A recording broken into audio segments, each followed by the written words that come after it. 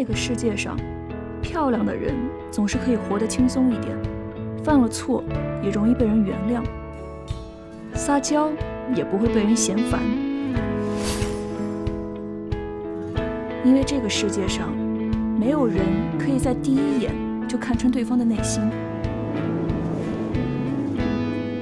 而漂亮却足够让别人多看你几眼。但是，这样的说法一定是对的吗？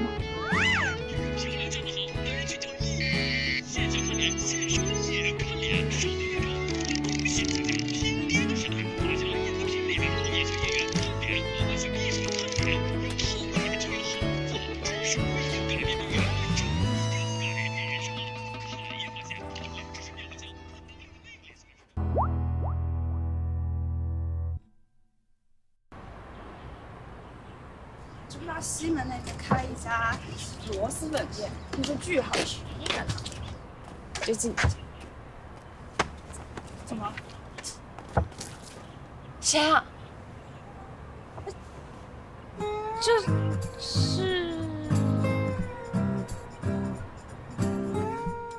是我。你咋想的？对呀，你咋想的？你把自己 P 成了一个蛇精。不是，我是说，你咋想的？为什么突然去参加辩论赛？其实我没有想参加，是麦老师问都没问就给我报名了。啊，决赛辩题是外在美和内在美，偏偏我们又抽到了反方，内在美更重要。商量来商量去，就把我放上去。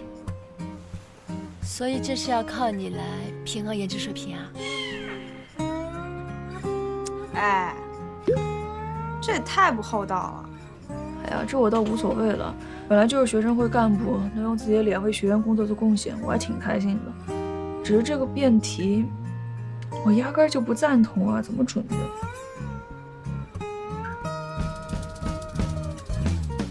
那你的3个辩友呢？哎呦，他们都没时间，然后就让我自己准备。但是，这个世界上本来就是长得好看的人更占优势，这不是事实吗？那不一定吧？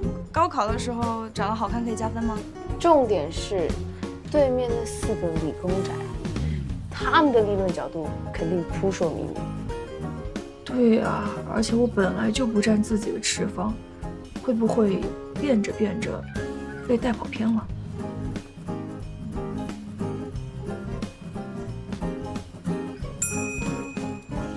把产品名贴门上的是不是妥妥的理工宅？你个傻大个又不带钥匙，是不是？早啊，早安，师兄。哦，走，欢迎，有新人哈。师兄好。走，那个随便进，随便坐。我上个厕所。好的，随便坐，都是老熟人了。咱们这样冒昧来找你看。哎呀，没事的，他们2个本来也没有事情做，等你跟他们熟了你就知道了。他俩呀，妥妥的2个理工直男，绝对是你的最佳魅力。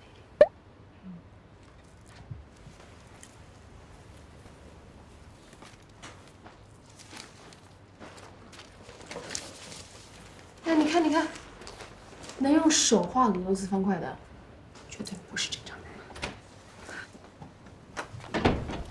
师兄回来啦！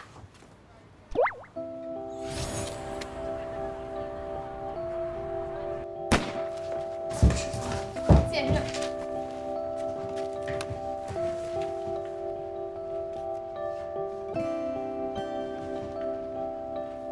思妍师兄，最近你们的 app 都一切顺利吧？其实我们今天来呢，就是有事相求。师妹有难，咱们当师兄的当然要义不容辞了，对吧，肘子？给你们倒水喝啊。我帮你。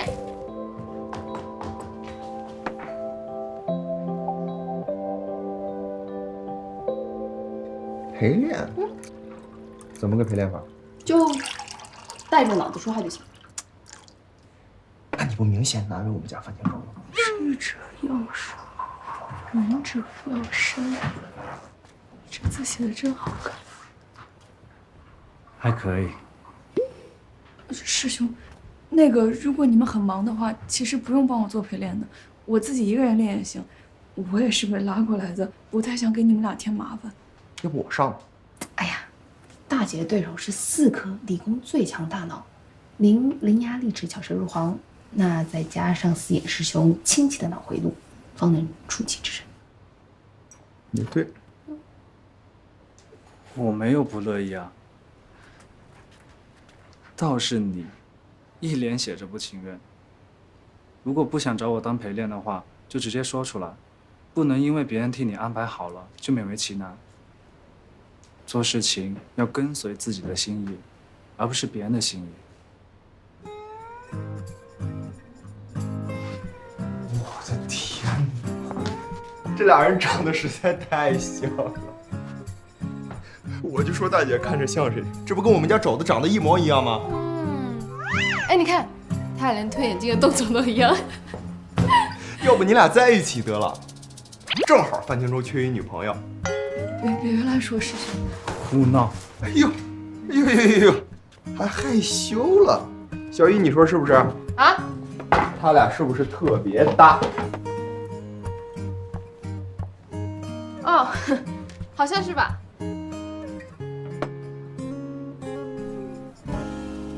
人到齐了，模拟赛正式开始。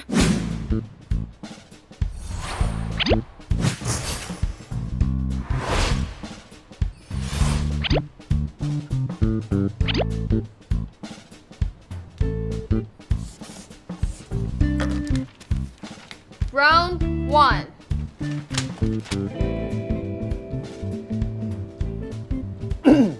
大姐，请问为什么你们女生买东西只选贵的不选对的，却要求我们男生只选丑的不选美的？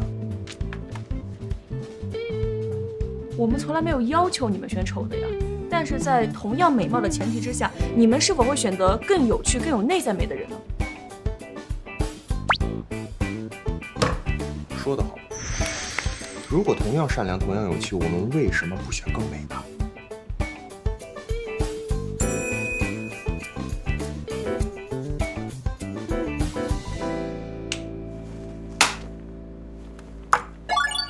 没关系，还有2个呢，弄死他。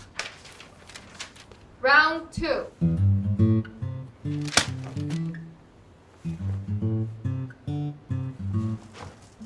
大姐，请问你给你的内在打多少分？外在打多少分？外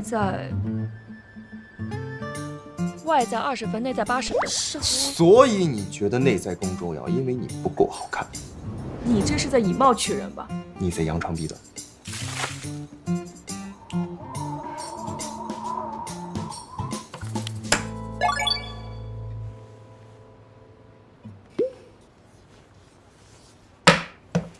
稳住，我们能赢。Round 3。大姐，请问，如果你长得跟他一样好看，你还会觉得内在更重要吗？那我呢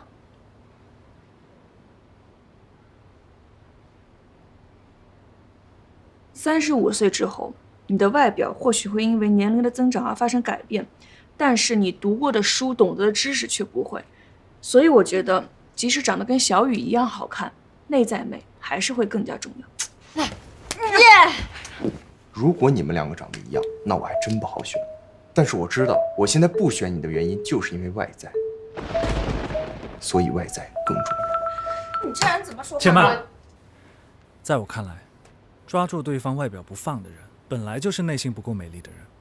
这样的人伤人而不自知，自以为强大，内心却空无一物。真正美丽的人是不会是美心胸的。哎，你什么意思啊？我什么时候是美心胸了？啊？原来这么多年，你终于承认我的美貌了。哎，不闹了啊！那这样，他和他2选1做你女朋友，你怎么选？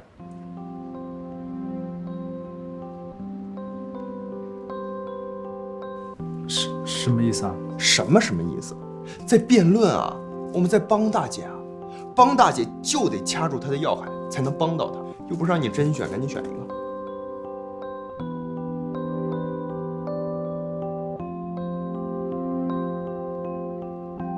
我选喜欢的。我没让你选我，他俩。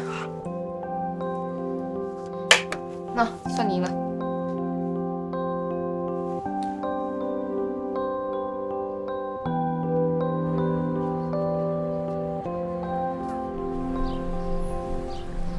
妈，那个我刚到寝室，我一会儿把东西放下来就去找您啊，拜拜。我觉得四眼师兄还挺会撩的，我们让他2选1，他居然还不正面回答。这样说话才不得罪人嘛。你是不是傻呀？那是因为他是个老实人，不会撒谎嘛。他肯定是觉得内在美比外在美更重要，但他心里肯定也还是喜欢长得漂亮的人，所以才会说选喜欢的人。那你的意思是说，他喜欢樊小雨了？这不是送分题吗？全天下男人都会喜欢樊小雨的呀，四眼师兄也是个男人。长成什么样又不是我们可以决定的。照你这么说的话，那我们这种不都得输在起跑线上了？所以我是不是老早就跟你说了，要好好打扮一下自己？你有听过吗？软装潢得搞起来的，这是加分项。还有大姐也是，那学生会干部又不是老干部，也不知道捯饬一下自己。你没听那个雷东强怎么叫她？他叫她大姐。我们也叫她大姐啊。那能一样吗？我们叫她是因为她真是我们大姐，但雷东强叫她，哎，算了，自己意会。跟你说了也不服。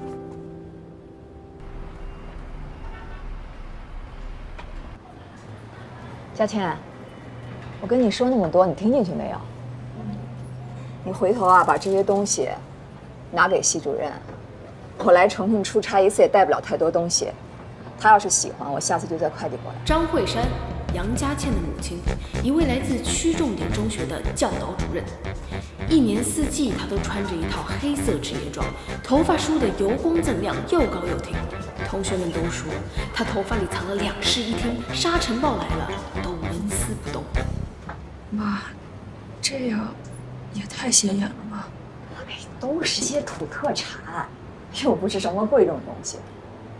妈，要不还是算了吧，感觉这样也不太好。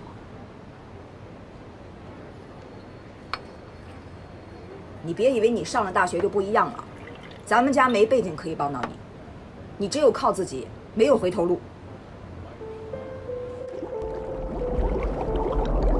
杨佳倩，你没有回头路。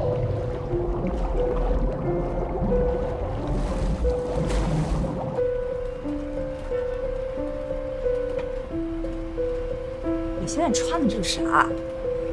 你不要把心思都放在这些虚头巴脑的事儿上。这个社会到最后，他看重的不是你的外在，是你的内在，你的本事，懂吗？你是不是谈恋爱了？你这次回家在暑假我就发现不对劲儿，还打扮了。你不会跟你那些室友学的吧？你们班护俊和郑从从的事儿，大家一定要引以为戒。两人屡教不改，学校多次劝说未果，经学校研究决定，对2位早恋的同学予以劝退处分。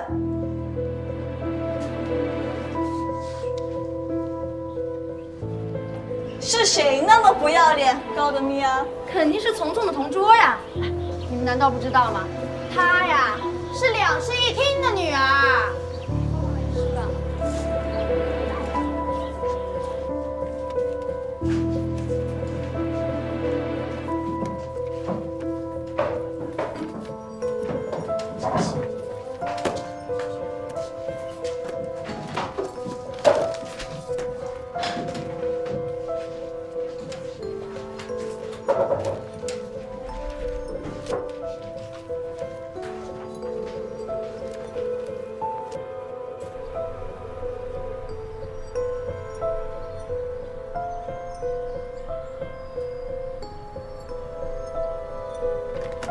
你怎么才回来？你们不是早就放学了吗？告诉你，你别让我发现你跟那些不三不四的同学混到一块儿。赶紧吃饭。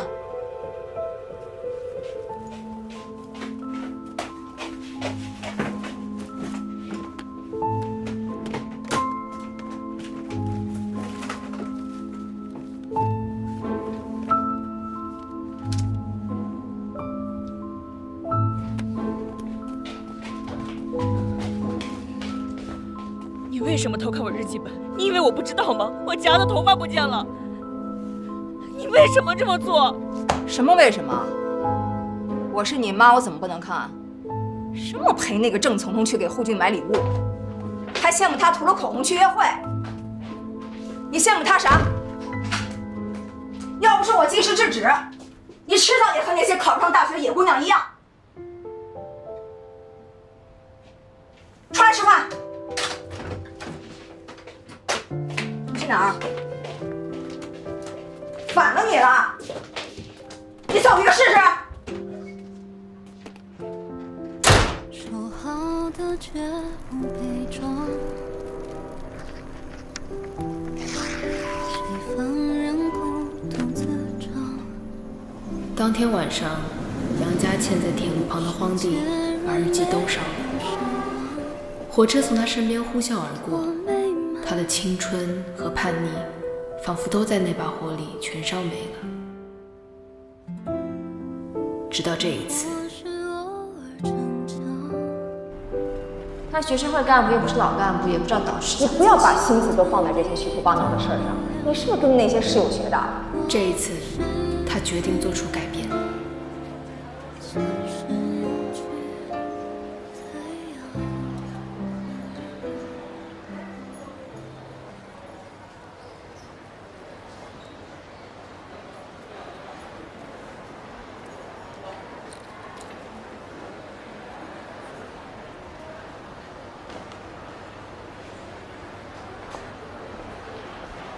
你好，请问有什么需要帮助的？我自己看看就好，谢谢。好的，你可以先看一下啊。那个您好，你好，可以帮我推荐一个颜色吗？当然可以了，谢谢。不客气。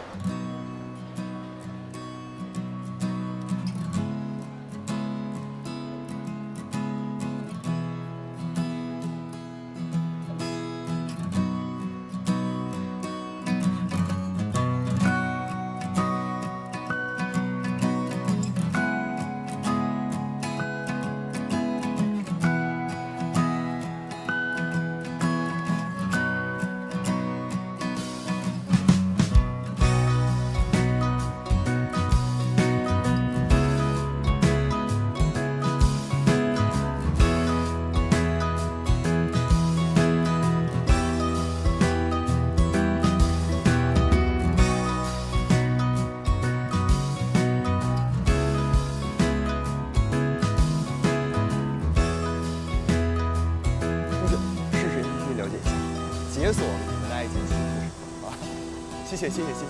来，试试 APP 解锁你的爱情新姿势，同学们了解一下。同学们，试试 APP 了解一下。哎，大姐，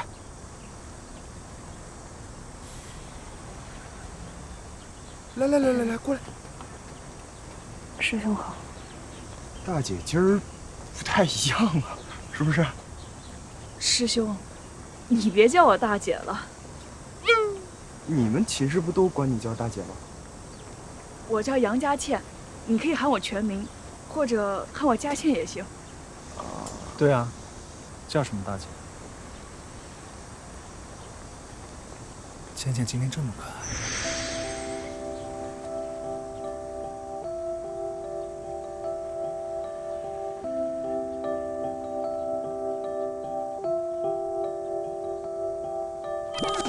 叫什么大姐？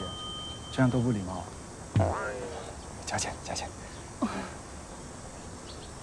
师兄辛苦了，要不我帮你们发卡片吧？大姐不是佳倩就是靠谱，你看看。那你们俩在这发，我去那边女生多的地方，我再拓展啊。好，你俩发。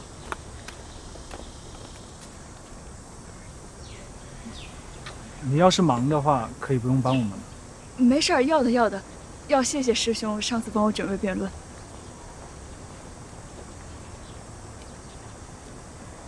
这毛笔字写的真好看，是柳体吧？岩谷柳金，过去总以为自己喜欢颜真卿的精力丰满、气派雍容，最近才发现柳公权的书法更得心意。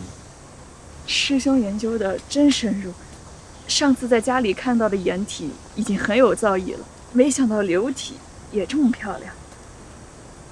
这个颜体和柳体啊，一个是曼妙的女子，一个是看似朴素的妇人。初看曼妙者夺人眼球，可朴素的风雅却只有懂的人才能够欣赏。这么一想，其实这二者跟你这一次的辩题颇有几分相似。其实我这一次自己都不太相信我的持方理论。你这信念感不够啊。就拿我和小雨来举例吧，别人骂他 bitch， 那肯定是夸他好看的；要是骂我 bitch 的话，那我肯定就是得罪人了嘛。好看的人当然更讨人喜欢。我和小雨站在一起，谁会更受欢迎？我都认为是他。樊小雨那智商是打不了辩论赛的。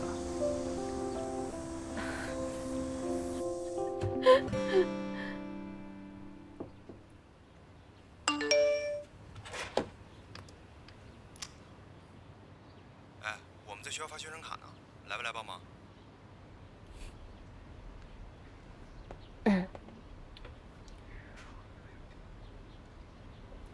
师兄啊，我现在在学习，我可能……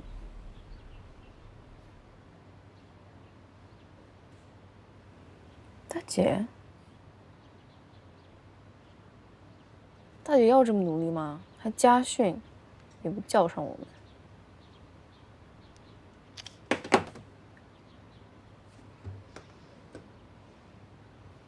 你这次的辩题确实挺难的，等过2天我想到啥有力的论点论据，就发给你。好。这雷子跑哪去了？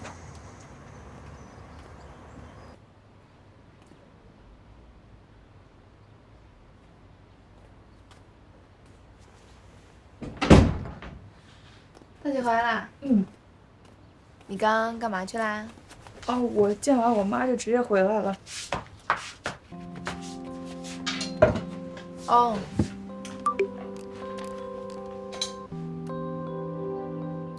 这几个链接你可以仔细看下。其实美也是要学的，美到了极致就是科学。正所谓，一切精美的东西都有其深沉的内涵。大姐，你今天不太一样啊？是吗？大姐，你换眼镜了？对，就我之前那个用旧了，换了个新的。大姐，你还化妆了？给辩论赛做准备嘛。我就说嘛，你早该开始化妆了。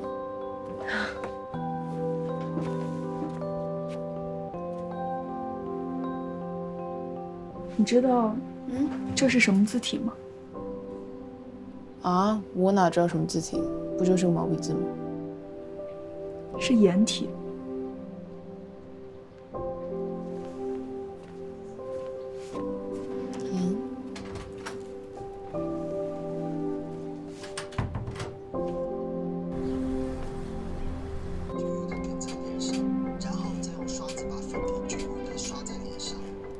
从那天开始，杨佳倩就像着了魔一样，她每天不是在看美妆视频，就是在翻阅资料、奋笔疾书。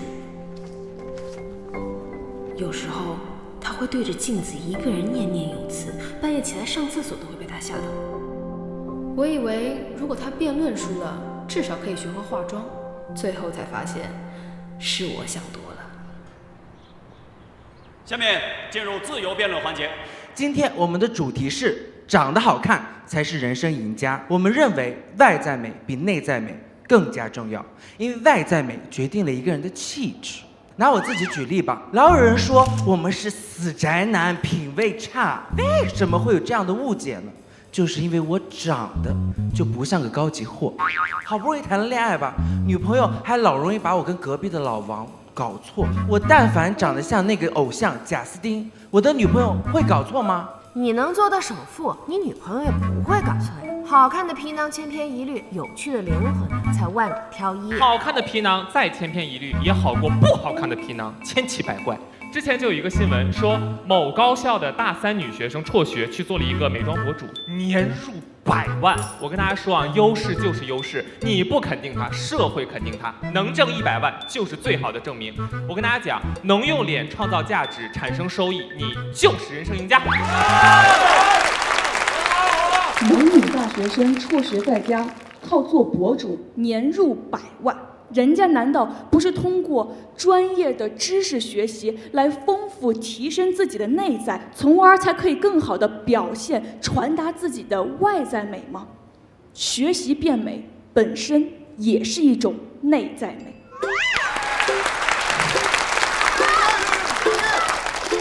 这张脸上都是知识点啊，同学们，他得仔细的研究自己脸部的线条、骨骼。为什么人家达芬奇研究人体骨骼是在研究，到了他这儿就仅仅只是外在美了呢？我们举个例子来说吧，你敷面膜，你往脸上一贴，20分钟之后揭下来，人家美妆博主还要仔细的研究每一张面膜上面的化学成分表。你拍照傻瓜滤镜一键搞定，人家美女博主还要研究光线、明暗、角度以及一系列 PS 技术。她难道因为长得好看就要受到偏见，就要被忽视她内在的努力之美吗？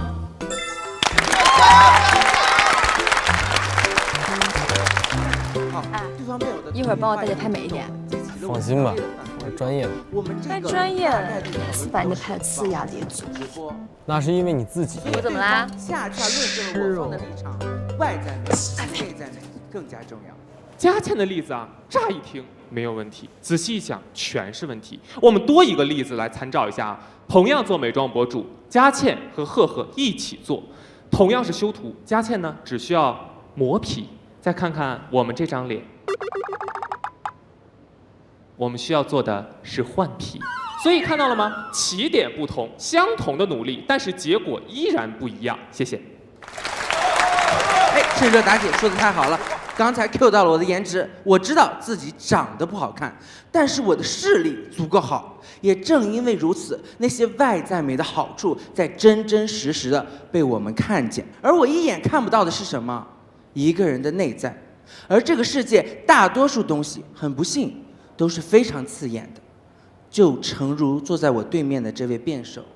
不要学了，虽然说你戴了一个眼镜，但是你今天的妆真的非常像一个猴屁股。谢谢大家。可以这样说话吗？这样不算违规吗？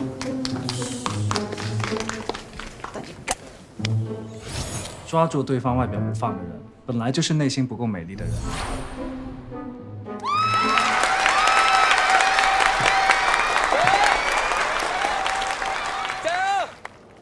好，首先我想谢谢对方辩友 Q 到了我的眼影。其实我自己今天还挺满意我这个眼妆的。我想说的是，抓住别人外在不放的人，本来就是内心不够美的人。这样的人自以为强大，实际上内心空无一物。我们今天这个辩题暴露的是什么？暴露的是我们人类长期以来对美的物化。小的时候，想必大家都被父母威逼利诱去参加各种补习班吧？为了什么？为了是在中考的时候可以加点分。但是又有几个家长真正懂得艺术，并且引导孩子去感受、体味这其中的艺术之美呢？他们不过是在将美物化，变成加分项。而当这些加分项不再成为加分项的时候，他们又会说：“哎呀，不要再看小说，不要再听音乐，不要再画画了，学习更重要，快去学习吧。”甚至到了我们更大的时候，开始想着稍微打扮打扮，拾掇拾掇自己了。那个时候，你的妈妈就会非常惊恐警惕地看着你说：“爱打扮了，心思都不在学习上，你是不是谈恋爱了？”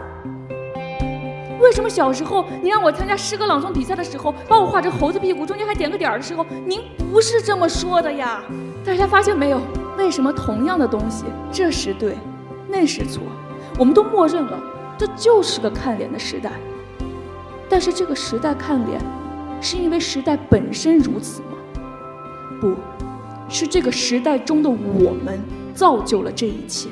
当我们的内在不够美的时候，美会被物化成千篇一律的网红脸，物化成千篇一律的平台短视频，最后物化成千篇一律的利益和金钱而已。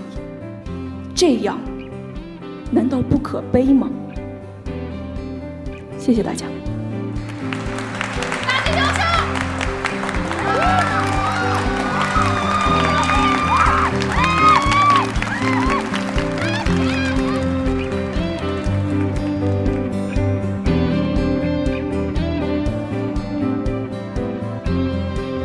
一直以来，我都觉得外放炸裂的叛逆很酷，可对于大姐来说，这似乎很难。直到看到她的奖杯，我才明白，有些人的叛逆是在自己心里的，外面不动声色，里面却河变式进化着。机智的我，也无尽要佩服她。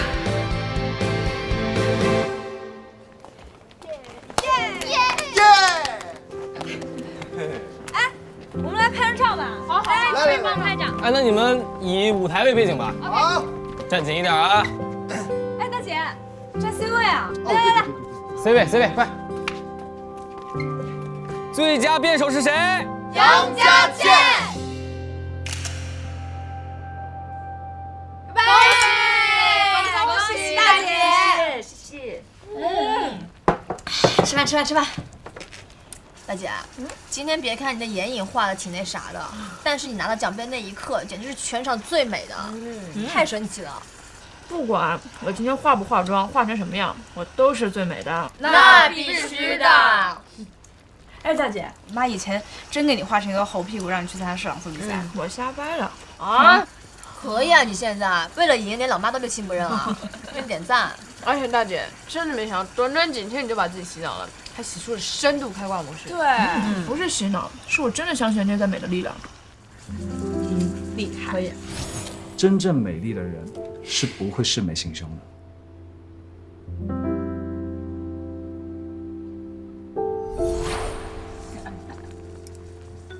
加得起来。打什么？我去接个电话。好。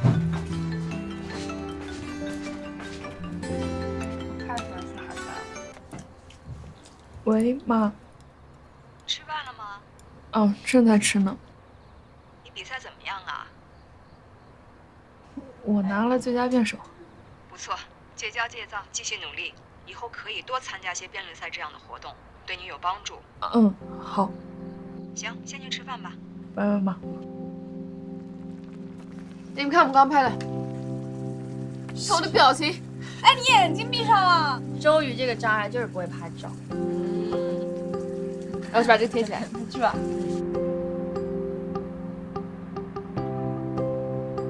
谢谢师兄，这次辩论多亏你的帮助。不客气，你要对自己有信心。表达不是在伤害别人，而是做自己。你要相信，这个世界会因为内在的美丽而变得更加美丽一点。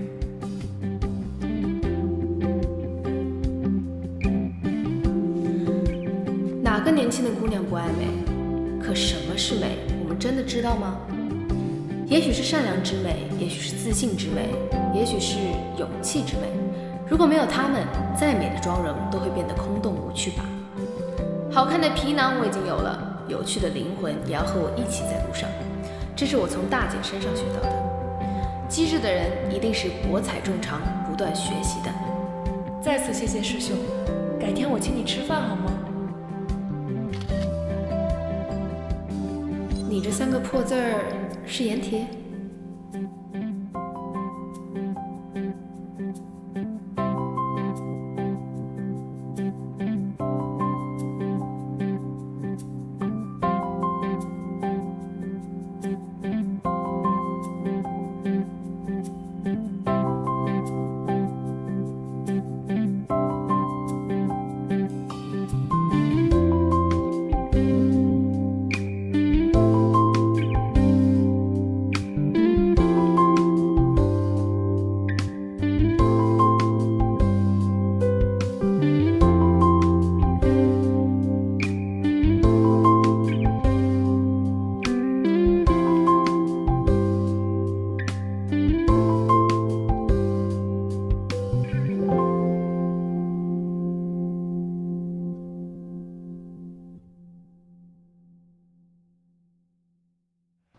兄弟啊，我不知道有句话当讲不当讲，那就别讲。你是不是瞒着我有什么小动作？此话怎讲？哼，咱俩这么多年了，你要是对我有什么不满呢，就直说，用不着搞这种事儿。要不是樊小雨告诉我，我还蒙在鼓里呢。你说的什么跟什么？樊小雨，他跟你说什么了？他说你最近在弄一个新产品，跟俄罗斯方块有关。你居然都不告诉我，还得他来告诉我。是他没脑子还是你没脑子啊？什么新产品？就是个游戏。那你是喜欢有脑子的还是没脑子的？我说，你是喜欢和你一样有内在的大姐呢，还是喜欢和我一样有外在的小妖精呢？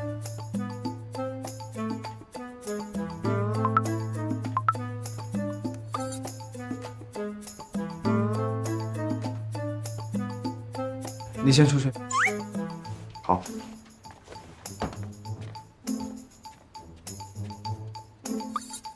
你这3个破字是颜帖。你为什么要偷看我的俄罗斯方块？